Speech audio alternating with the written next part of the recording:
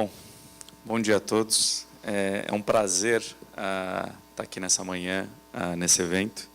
É um prazer ali ter a oportunidade de ter ouvido uma parte da palestra, na verdade da metade para frente, do próprio Alexandre Zavalha, que é um amigo, e a cada vez que eu vejo a fala dele e algumas imagens que ele projeta, elas me impressionam e me entusiasmam em relação a algumas das reflexões que eu tenho feito a respeito da profissão jurídica e do futuro da profissão jurídica. Bom, apenas uma primeira correção aqui em relação à coordenação. Como vocês podem ver, o grupo que eu coordenava sofreu um pequeno upgrade super recente. Não somos mais um grupo, não somos mais um grupo recentemente, somos um centro de pesquisa, e isso me permite ali abrir a minha fala, explicando um pouquinho como é que eu estruturei essa conversa de hoje. O grupo que inicialmente nasceu como um grupo de reflexão sobre a relação entre direito e novas tecnologias, ao longo do tempo e ao longo desses 6 anos que foram mencionados aqui, com alguns pesquisadores entre mestrandos, doutorandos, mais recentemente um pós-doutorando com a gente, ele se converteu num centro em razão da centralidade que a tecnologia tem adquirido para se pensar, não apenas o direito, mas para se pensar ali os desdobramentos, as mudanças, as relações de mercado entre diversas organizações jurídicas, desde escritório, departamentos jurídicos, departamentos e órgãos do Poder Judiciário e outros tantos, inclusive da administração pública. Então, no primeiro momento, eu vou apresentar esse centro, explicar um pouquinho a centralidade dele, explicar um projeto que diretamente com o que foi falado aqui na primeira fala, na fala do Alexandre, que é o projeto Tecnologia, Ensino e Profissões. Na verdade, a gente hoje em dia acha que o nome correto seria o Projeto Futuro das Profissões Jurídicas. Eu vou explicar um pouquinho que ferramentas e atividades a gente analisou no escopo desse projeto, entender algumas conclusões importantes aqui para fins do diálogo sobre o impacto de novas tecnologias sobre a profissão jurídica, algumas leituras preliminares dos resultados que a gente vai soltar ali no final do ano e há algumas novas estruturas que têm feito parte ali de organizações jurídicas, como, por exemplo, o escritório de advocacia, que foi o nosso foco principal. Bom, deixa eu então já tentar passar aqui. Eu não sei nem para onde eu miro, para ver se... Para cá? Não sei se está funcionando. Você pode passar para mim? Bom, esse fundamentalmente é o centro. Hoje, eu e a professora Marina Pfefferbaum coordenamos o Centro de Ensino e Pesquisa e Inovação e contamos com 15 pesquisadores dedicados ali, praticamente a maior parte deles tempo integral conosco, entre pesquisadores da área técnica. A gente tem lá um pesquisador que é cientista da computação conosco, a gente tem lá pesquisadores da área de relações internacionais, pesquisadores da área jurídica, pesquisadores da área de política científica e tecnológica. E o centro, fundamentalmente, ele é um centro que, por meio das suas atividades de pesquisa, busca refletir como reestruturar o currículo da escola para que nossos alunos de graduação e pós-graduação possam cada vez mais estarem aptos em relação a como eles podem desenvolver projeto, como eles podem entrar dentro de determinadas organizações jurídicas e como eles podem ali se inserir num ambiente de rápida transformação e, ao mesmo tempo, que vai demandar deles uma certa gramática, ali, um certo vocabulário para que eles possam, entender a tecnologia e, 2, tentar também estabelecer como eles podem usar a tecnologia em benefício de a facilitação de determinados processos, em benefício, por exemplo, de obtenção de melhores resultados, de ganhos de eficiência e assim por diante. E eu vou explicar um pouquinho melhor como isso se dá na prática.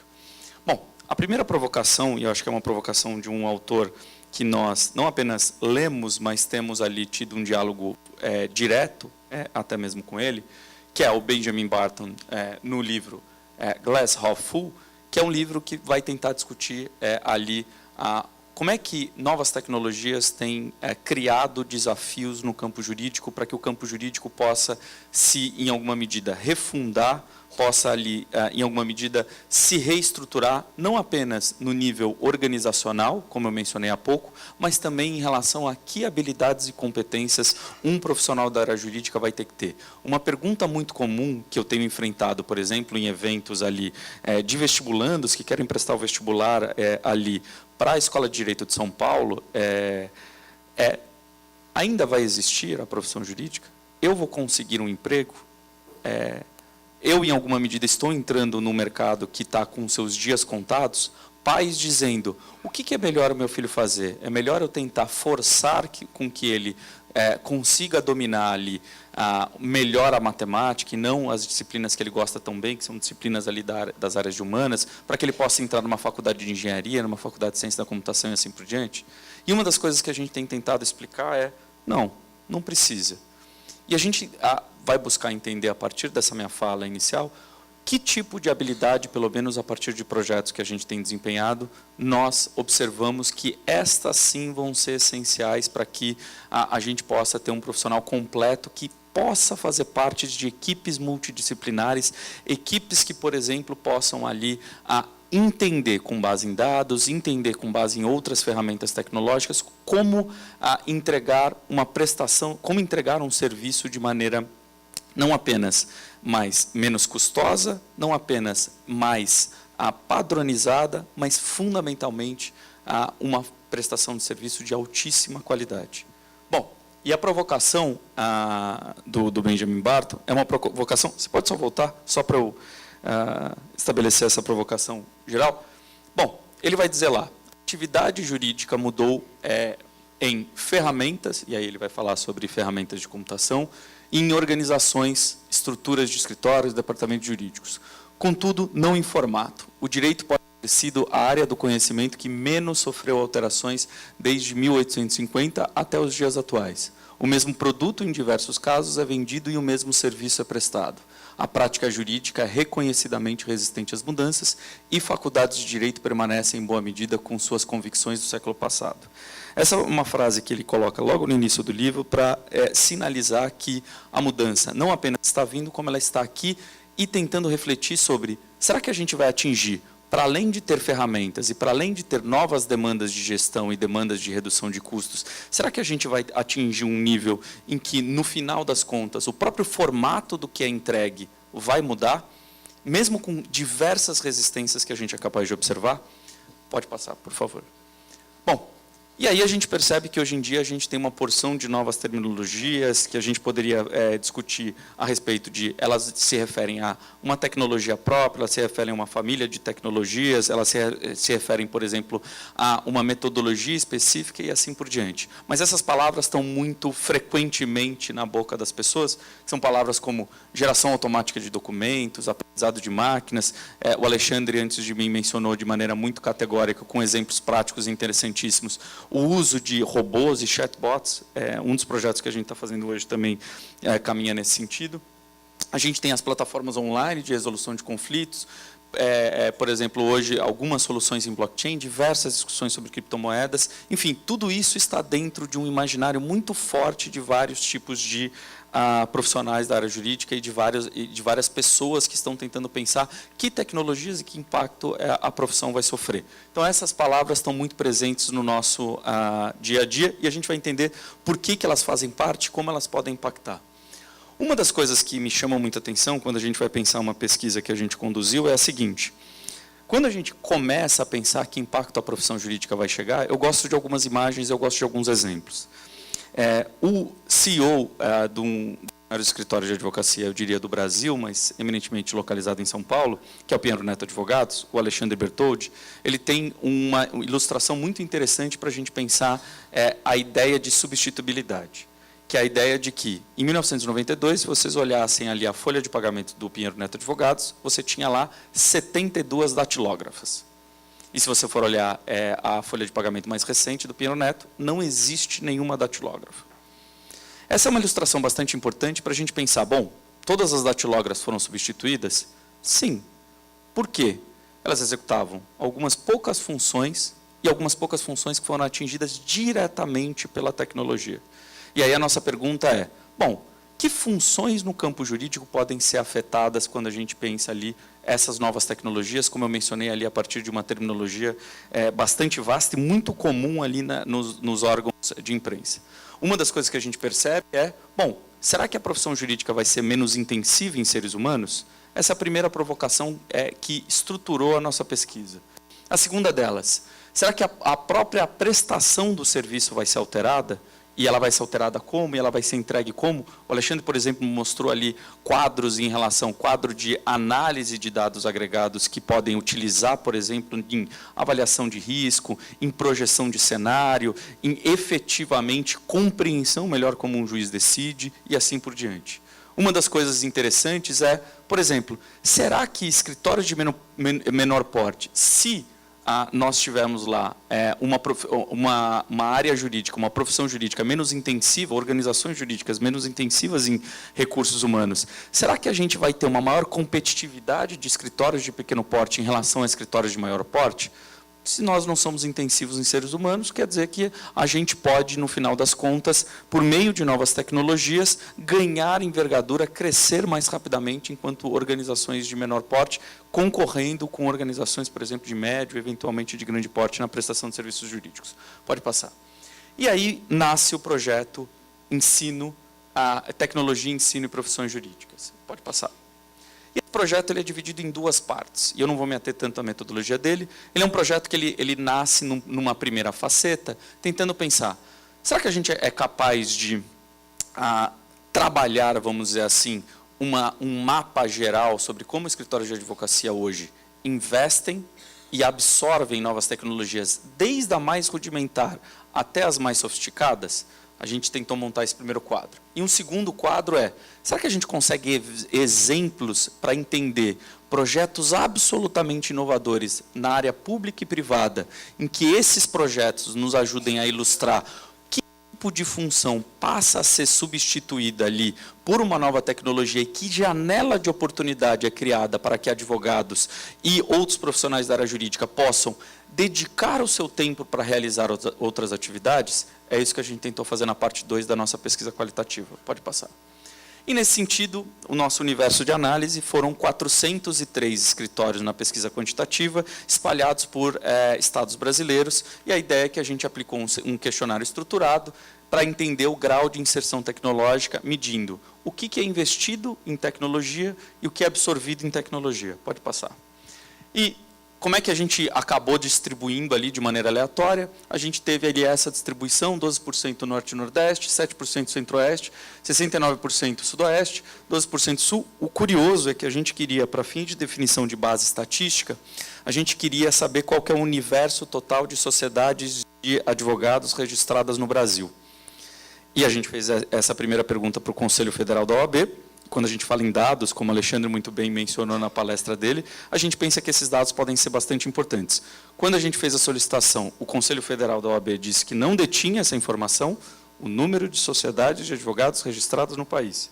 E quando a gente fez o pedido para as respectivas seccionais, algumas responderam, outras não, só 7 nos disponibilizaram esses dados, que foi razoavelmente suficiente para a gente chegar ali numa distribuição razoável para entender que nós poderíamos ter relevância estatística. Pode passar. Aqui, na verdade, é uma distribuição do universo que a gente analisou. Então, 62% são escritórios de 3 a 10 advogados e 3% mais de 100 advogados. Pode passar. Bom, e aí o que a gente percebeu? A gente perguntou sobre várias tecnologias possíveis, mas uma chamou muita nossa atenção e a gente pensou, vamos tentar discutir ela no pormenor, porque a gente percebeu que o nível de adesão até era bastante razoável.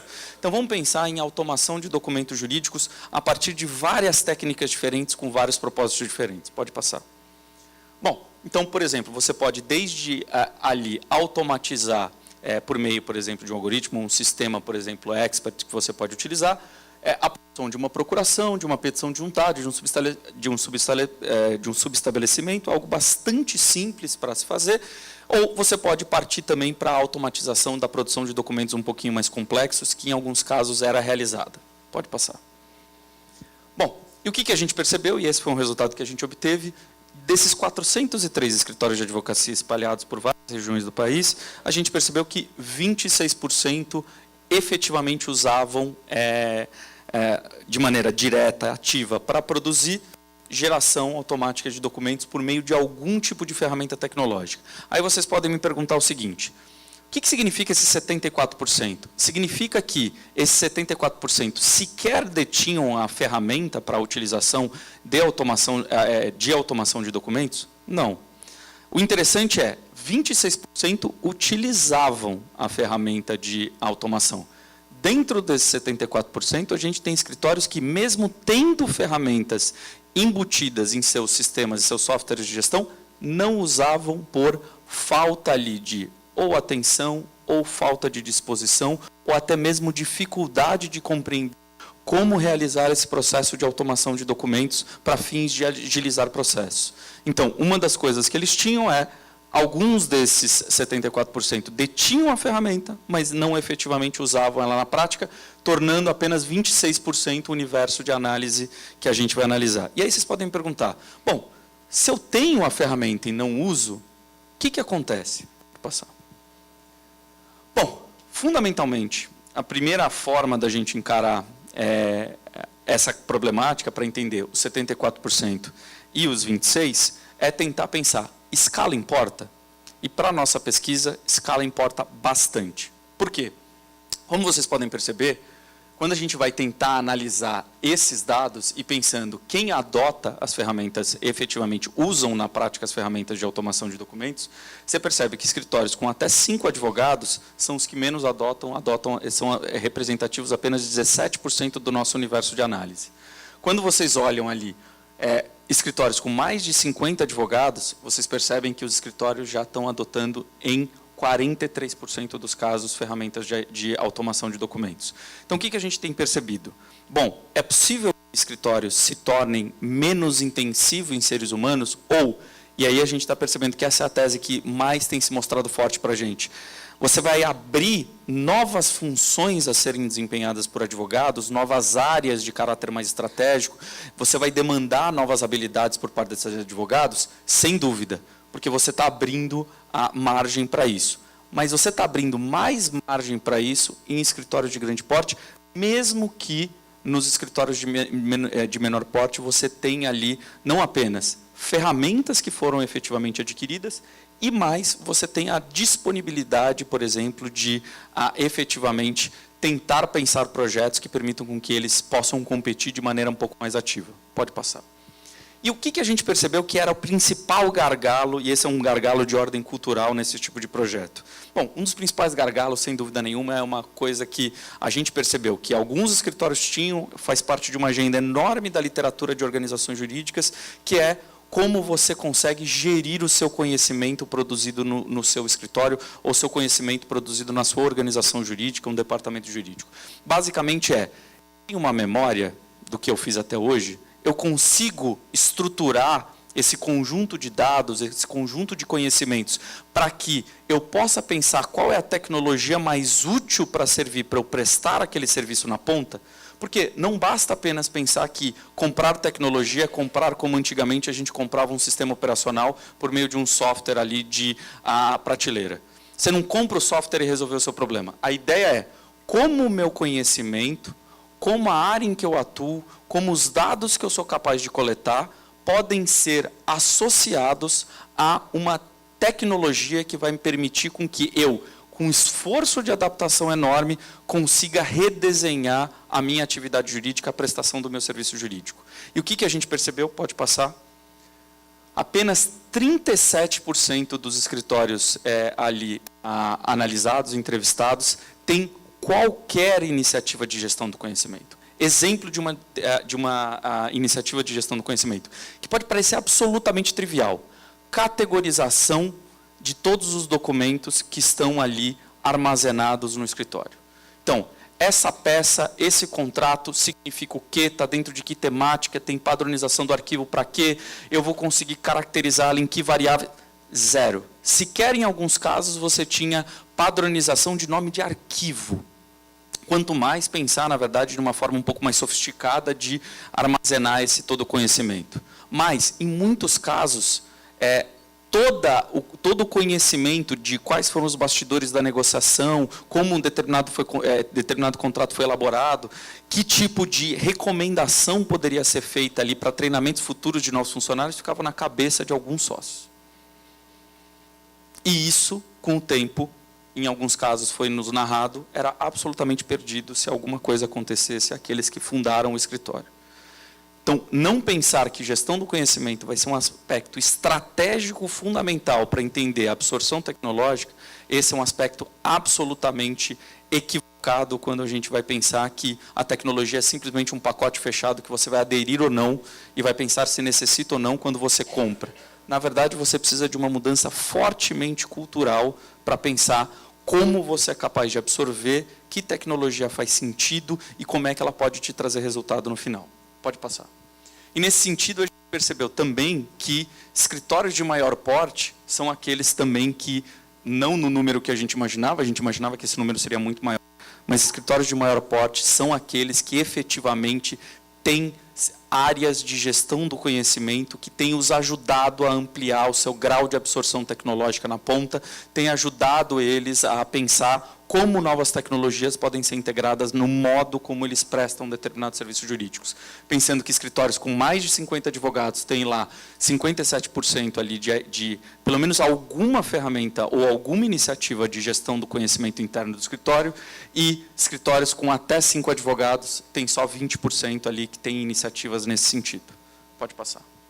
Bom, e quais são algumas leituras preliminares dos nossos resultados? A primeira delas, que a gente percebeu, na verdade, o que a gente nota é a tecnologia abre um espaço de oportunidade para você redesenhar e repensar a sua estrutura, pensando novas funções estratégicas. Uma delas é redesenho da análise de risco como um todo. Então, por exemplo, agora a gente percebe que a análise de risco, antes, muito focada na experiência, no histórico de um escritório, muito baseada numa avaliação de percepção de advogados com base nessa experiência, passa a adquirir uma feição muito mais quantitativa, probabilística, como vocês viram lá nos quadros apresentados pelo Alexandre. E mais do que isso, pensando que vocês podem ter indicadores relevantes de, por exemplo, aceitabilidade de determinado argumento, posição geográfica da demanda e diversos outros. Então, quando a gente pensa que a profissão jurídica pode ser uma profissão que hoje, principalmente quando a gente pensa em organizações jurídicas, seja menos intensiva em recursos humanos, fundamentalmente a gente acha que essa é uma percepção parcialmente apenas correta. A grande questão é como é que você, profissional da área jurídica, é capaz de se qualificar para preencher novas demandas que vão aparecer nesses escritórios. Uma demanda, por exemplo, para desenvolver departamentos de gestão de conhecimento interno, para trabalhar, por exemplo, como especialista de dados, para trabalhar, por exemplo, estruturando ali conhecimento estratégico, análise de risco. Agora, com a nova Lei Geral de Proteção de Dados, isso ganha uma dimensão muito maior do que já chegou a ter, e eu posso dizer isso porque eu tenho tentado estruturar cursos envolvendo proteção de dados na escola, e isso se mostra cada vez mais importante para a formação dos nossos estudantes. Mas, mais do que isso, uma das coisas que a gente percebe é que, na atual tendência do mercado, como a gente percebe que a absorção está se dando, a tendência natural é que você tenha ali algumas concentrações de escritórios que tenham feito lição de casa, tenham ali investido em gestão de conhecimento, tenham entendido ali fundamentalmente qual que é a ideia central por trás ali de como você pode absorver tecnologia a partir de iniciativas que não precisam ser gigantescas, como, por exemplo, criar sistemas absolutamente complexos, mas começam da gestão do conhecimento, migram para a ideia de automatização de alguns tipos de rotina e procedimento, a ideia de você gerar mais informação e trabalhar mais correntemente com dados e, fundamentalmente, estruturar indicadores que possam te servir para que você possa abandonar algumas práticas antigas e entender que a sua organização vai ter que adquirir, total e em definitivo, uma característica profissional e com capacidade de efetivamente crescer de maneira sustentável. E, por fim, um dos aspectos que a gente percebe e que a gente acha que ainda estamos no momento para mudar essa estrutura é que hoje escala importa muito, mas ela importa muito, na minha opinião, por uma questão cultural, por uma questão de falta de, vamos dizer assim, perspectiva de como, falta de perspectiva, em alguma medida, a falta de alguns conhecimentos, de como eu posso efetivamente integrar as ferramentas tecnológicas no meu universo, seja ele pequeno, médio, ou até mesmo de início de porte um pouquinho mais, vamos dizer assim, representativo. Pode passar, por favor. E aí, nesse sentido, a gente passa para a última parte aqui da minha apresentação, que é a parte da pesquisa qualitativa. Pode passar. Bom, a gente fez 40 entrevistas entre a iniciativa pública e privada para analisar o que está mais na ponta. Pode passar. E a gente teve alguns tipos de resultado interessantes. Pode passar. A gente percebeu que, hoje, quem está na ponta tem algumas novas formas de interagir. E a gente separou 2 modelos, a gente está trabalhando em 4 deles. Pode passar, por favor. O primeiro modelo, que a gente tem uma disputa gigantesca interna dentro do centro, e discutindo inclusive com alguns autores, eu chamei de modelo simbiótico, alguns outros começam a chamar de modelo de inovação aberta. A gente tem diversas discussões do porquê que essa terminologia está aqui ou acolá, mas fundamentalmente qual que é um desenho que tem permitido com que alguns escritórios, inclusive escritórios de menor porte, tenham se desenvolvido ali e tenham conseguido desenvolver soluções de ordem tecnológica. A primeira delas é a ideia de você pode ter dentro do seu escritório uma parceria que vai, vamos dizer assim, se reverter num relacionamento profundo com uma provedora de tecnologia, mas fundamentalmente uma empresa nascente ou uma empresa de tecnologia na área jurídica. Como a gente tem percebido, e quando eu digo uma empresa ou nascente, ou uma empresa de base tecnológica na área de tecnologia, que se volta ao mercado jurídico, fundamentalmente é a ideia de criar mesmo a simbiose entre o que o escritório faz e o que a empresa provê para o escritório. Fundamentalmente, pensando que o escritório, em muitos dos casos que a gente analisou, presta determinados serviços jurídicos para essa empresa, trabalha no crescimento dessa empresa, muitas vezes desenha operações até de investimento para essa empresa, e essa empresa ela pensa também o escritório a partir das ferramentas que ela dispõe, que em muitos casos ou estão em desenvolvimento ou já desenvolvidas. O escritório mesmo, ao redesenhar a sua organização, permite com que ele também consiga compreender como ele pode se adaptar a essas novas ferramentas e melhorando a compreensão do funcionamento dele enquanto organização e melhorando a sua estruturação, inclusive a maior aceitabilidade por parte dos seus advogados dessas novas ferramentas tecnológicas. Pode passar. Um segundo momento, na verdade, um segundo modelo que esse me chamou muita atenção e é algo que até agora a gente tem procurado trabalhar esse modelo, é o modelo do escritório também como um prestador de serviços, além de jurídicos, serviços tecnológicos. Isso pode, para muitos de vocês isso deve ser algo absolutamente trivial, mas para mim isso me chamou muita atenção. O escritório, que dentro do escritório ele tem um departamento de pesquisa e desenvolvimento, ele tem profissionais de TI, ele tem profissionais que inclusive estão ali de maneira híbrida, com formação jurídica e formação técnica, em que a equipe de tecnologia trabalha junto com os sócios e associados, prestando um serviço que ele não é apenas um serviço jurídico, ele parte de uma demanda do cliente e ele entrega um produto híbrido, por exemplo, uma plataforma de resolução de conflitos, por exemplo, um dashboard como os quadros que o Alexandre mencionou, de análise de risco, por exemplo, um chatbot. São produtos de ordem tecnológica que vão ser criados em equipes híbridas, equipes multidisciplinares, as quais você vai conseguir efetivamente, não apenas melhorar enquanto organização, mas redesenhar o que você entrega na ponta. Essa é a ideia central e esse é um modelo que tem aparecido e tem nos surpreendido com a forma como ele tem aparecido. Pode passar. Bom, e aí o que nós fazemos? Eu sei que eu tenho um minutinho lá e eu acho que ele vai ser razoavelmente suficiente para eu terminar aqui. Eu falei tudo isso, essas transformações em larga escala, o que a gente tem fazendo no âmbito ali da formação dos nossos alunos, porque se a gente tem percebido que a profissão tem mudado, que o grau de absorção tecnológica tem dependido de escala, se a gente tem percebido que, em última instância, quando a gente olha para o mercado jurídico, novas demandas de competências, de habilidades serão necessárias, o que a gente pode fazer? Uma das coisas que a gente tem feito é a criação de laboratórios e, mais recentemente, um bootcamp para trabalhar ali impacto de novas tecnologias no campo jurídico, eminentemente fazendo com que os nossos alunos possam ali ter conhecimentos na área de programação, na área de dados. Por exemplo, nesse primeiro projeto, fazendo com que os nossos alunos tenham que ter um projeto que era a automação de um documento jurídico. Então, eles começavam o semestre, todos eles são alunos de educação, começavam o semestre falando, você tem que escolher um documento, você vai participar de um treinamento técnico e você vai ter que operacionalizar ali um banco de dados envolvendo, por exemplo, uma oposição de marca, uma peça de ordem administrativa junto ao INPI, e você vai ter que operacionalizar você vai ter que automatizar essa peça, programando e integrando o seu código numa plataforma qual a gente vai disponibilizar para terceiros. Esse foi o primeiro projeto. Mais recentemente, pode passar, mais recentemente a gente tem trabalhado com o desenvolvimento de chatbots que vão explicar para o público comum como, na verdade, uma súmula do STJ foi criada e como ela pode se aplicar à vida daquele cidadão.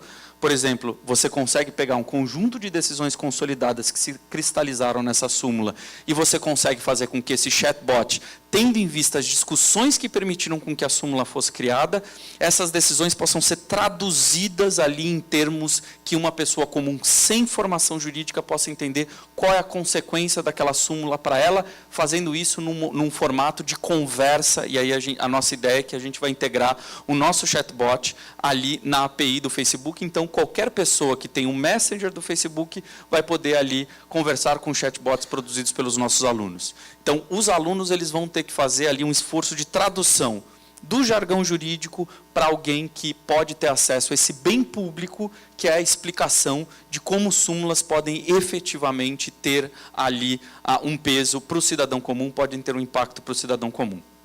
Pode passar. Bom, esse aqui já é o meu penúltimo slide para a gente mostrar como é que funciona esse processo. Os alunos, eles no final têm que apresentar para um público, eles têm que ter um teste de usabilidade com usuários que eles não conhecem, eles vão ter que explicar a estrutura do que eles desenvolveram, tecnicamente e juridicamente, e a gente sempre chama ali diretores jurídicos, como é o caso do Paulo da Unilever, que vão explicar como o departamento jurídico dele tem mudado, por exemplo, nesse caso, em automação de documentos, e como, na verdade, esse esforço dos alunos é muito bem visto pelas transformações que essa organização jurídica sofreu. Então, a ideia é, a gente sempre quer ter essa interlocução para entender o que está mudando e como é que nosso currículo pode se adequar, não pensando que os nossos alunos vão ser programadores, não pensando que os nossos alunos vão ser os cientistas de dados, mas pensando que os nossos alunos vão poder ser ali parte de equipes multidisciplinares que vão poder conversar para desenvolver um projeto jurídico e de ordem técnica. Se tem uma mensagem que eu posso deixar aqui para vocês na minha fala, o fundamental é se capacitar para dominar uma certa linguagem que permita com que vocês entendam como a tecnologia pode efetivamente desempenhar um papel central e estratégico na sua organização. Uma vez você dominando essa gramática, se interessando e entendendo que papel a tecnologia pode ter, você consegue estruturar projetos, sejam ele numa escala de uma organização pequena, seja ele numa escala de uma organização grande. Pode passar o último? Por favor. Aqui estão os meus contatos. Eu fico à completa e total disposição e foi um grande prazer de estar aqui nessa manhã. Obrigado, viu?